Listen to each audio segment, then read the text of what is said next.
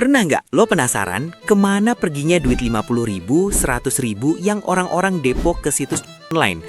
Apakah angusnya di bandar? Nggak sepenuhnya. Duit kekalahan alias rungkatnya para pemain judol itu ternyata numpuk di sebuah rumah mewah di Singapura, berubah wujud jadi boneka beruang plastik. Agustus 2023, Singapura melakukan penggerebekan terbesar dalam sejarah Asia. Total aset yang disita tembus 35 triliun rupiah. Dan plot twistnya, para pelakunya bukan koruptor, bukan pedagang kartel Meksiko. Mereka adalah raja online dari Fujian yang hidup bak sultan di tetangga kita. Mereka nyuci uang hasil bikin orang miskin makin miskin dengan cara ngeborong mainan. Nah, gimana caranya uang haram dari aplikasi slot bisa berubah jadi properti mewah dan koleksi mainan tanpa ketahuan bank paling ketat di dunia? Siapin cemilan lo dan tonton sampai habis, karena kita akan kupas dan bedah satu persatu.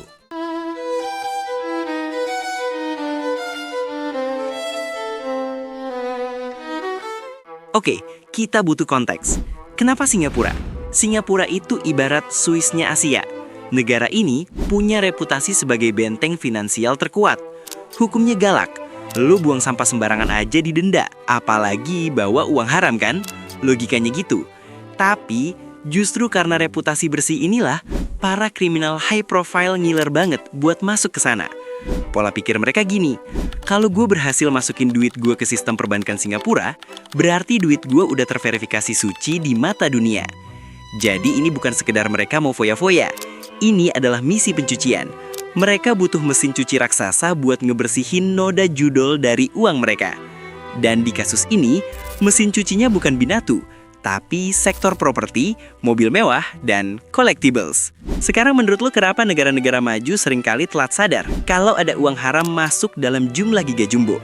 Apakah karena sistemnya udah kuno, atau karena saking banyaknya uang, mereka jadi merem sebelah mata? Tulis di kolom komentar ya.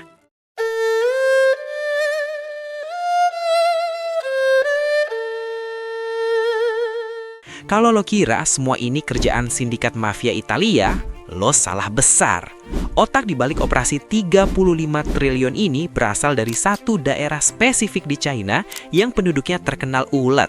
Tapi sayangnya, sebagian dari mereka ulet dalam kejahatan cyber. Kenalin, geng Fujian. Mereka bukan orang yang lahir kaya. Banyak dari pelaku ini, seperti Su Haijin dan Wang Ximing, berasal dari desa di Ansi, Fujian. Dulunya daerah ini terkenal sebagai penghasil teh, tapi di tahun 2000-an tren berubah. Kebun teh berubah jadi ladang scam dan server judi online.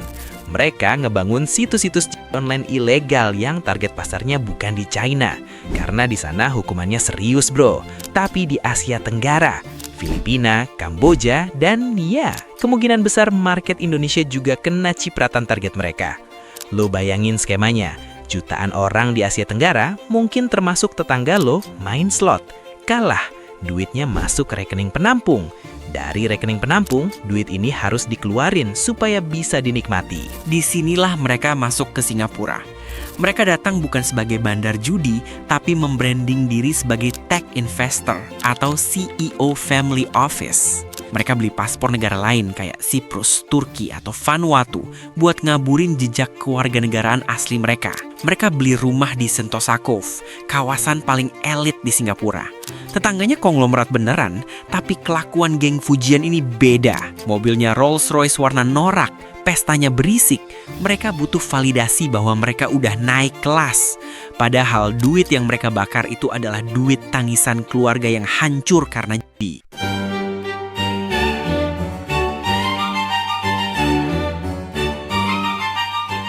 Nah, masuk ke bagian paling mind-blowing. Menurut lo, gimana caranya nyimpen uang tunai ratusan miliar tanpa bikin curiga? Jawabannya ada di rak mainan. Kenapa geng Fujian ini terobsesi banget beli bear bricks sampai satu ruangan penuh? Gue jelasin logikanya. Ini namanya teknik trade-based money laundering, tapi versi hypebeast. Kalau lo beli rumah seharga 50 miliar, lo harus lapor pajak, notaris, bank cek source of wealth, ribet, banyak jejak kertasnya. Tapi pasar collectibles kayak Darbrick, jam tangan Richard Mille atau tas Hermes itu adalah area abu-abu. Jadi, ada dua hal yang pada akhirnya menjadi dasar atas metode yang mereka gunakan kala itu. Yang pertama, manipulasi harga. Gini, Siapa yang nentuin harga satu boneka plastik ini 1 miliar? Jawabannya adalah market, bro. Mereka bisa aja beli Bear Brick dari teman mereka sendiri dengan harga yang digelembungkan. Bro, gue beli boneka lo 2 miliar ya. Duit pindah tangan, di kertas itu transaksi jual beli barang seni. Sah. Padahal aslinya itu cuma mindahin duit judi dari kantong kiri ke kantong kanan biar kelihatan legal. Kedua, aset cair yang gampang pindah. Coba, lo bawa emas batangan senilai 35 triliun. Berat, bro. Butuh truk. Tapi, kalau lo konversi duit itu jadi jam tangan Patek Philippe atau Bear Brick langka, lo bisa simpen miliaran rupiah di satu lemari kaca doang. Kalau tiba-tiba harus kabur, tinggal masukin koper, kirim paket, beres. Jadi, apa yang mereka lakukan emang terdengar jenius, bro. Jujur, banyak orang juga nggak bakal kepikiran bahwa boneka-boneka absurd ini ternyata bisa jadi media sempurna buat para kriminal ini nyuci duitnya. Dan pada akhirnya, rumah mereka itu bukan tempat tinggal, tapi gudang berangkas yang estetik.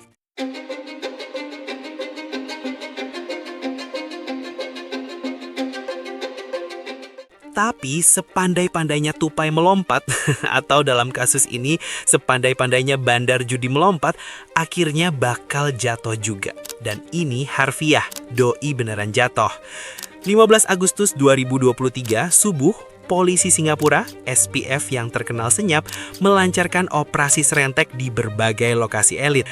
Adegan paling ikonik di kasus ini adalah saat polisi menggerebek rumah Su Haijin di Ewart Park. Pas dengar polisi gedor pintu, Su Haijin panik. Dia lari ke balkon lantai 2 dan nekat lompat ke bawah. Waduh, pasti sakitnya ampun-ampunan itu, bro. Tapi doi masih nyoba ngerangkak sembunyi di selokan drainase lumpur. Bayangin, orang yang kemarin sore minum wine puluhan juta, pagi itu ngerangkak di got kayak tikus. Kenapa dia senekat itu? Karena dia tahu konsekuensinya. Saat polisi masuk, mereka nemuin surga dunia. Uang tunai bergumpal-gumpal, rak sepatu yang lebih mahal dari toko di mall, dan tentu aja si boneka Bear Brick yang menatap kosong ke arah polisi. Total sitaan yang awalnya cuma 1 miliar dolar SGD terus bertambah seiring penyelidikan sampai tembus 3 miliar dolar SGD atau setara 35 triliun rupiah, bro. Wah, itu setara biaya pembangunan MRT fase panjang di Jakarta, bro.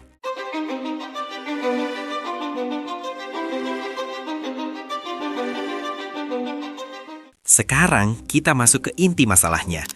Kasus ini bukan cuma soal orang kaya yang ketangkap. Ini soal dari mana uangnya berasal. Geng Fujian ini kaya raya dari bisnis online. Artinya apa? Kemewahan 35 triliun yang mereka pamerin, Bear Brick, Rolls Royce, rumah mewah, itu semua dibangun di atas penderitaan jutaan orang. Mungkin di atas uang sekolah anak yang gak kebayar karena bapaknya kalah slot. Mungkin di atas hutang pinjol mahasiswa yang depresi. Uang kekalahan pemain judi adalah kemenangan buat gaya hidup mereka.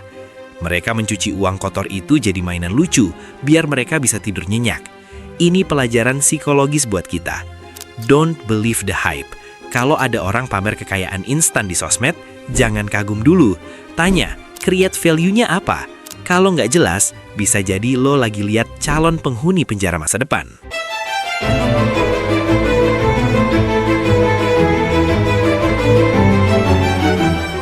Kasus Singapura ini ngasih lihat kita kalau kejahatan cyber itu nyata dan duitnya gila-gilaan. Buat lo yang masih iseng main judol, ingat video ini. Duit lo nggak bakal balik. Duit lo cuma bakal jadi satu bata di tembok rumah mewah bandar di luar negeri sana. Please bro, stop making stupid people famous and stop making criminal people rich. Kalau lo punya temen yang lagi struggling sama masalah soal judol, share video ini ke mereka bro. Siapa tahu dengan satu share bisa menyadarkan satu orang bro. Dan bro, kalau lo suka dengan cerita bedah kasus daging kayak gini, langsung aja klik tombol subscribe, like, dan pencet tombol loncengnya. Supaya lo gak ketinggalan konten-konten gue yang lain ya bro. So, gue pamit undur diri, see ya!